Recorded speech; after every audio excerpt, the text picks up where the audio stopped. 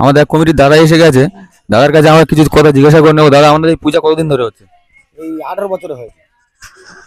আমরা এত উদ্যোগ নিয়ে এত পূজাটা করেন কেন? এটা গ্রামের সবার ভালো থাকার জন্য।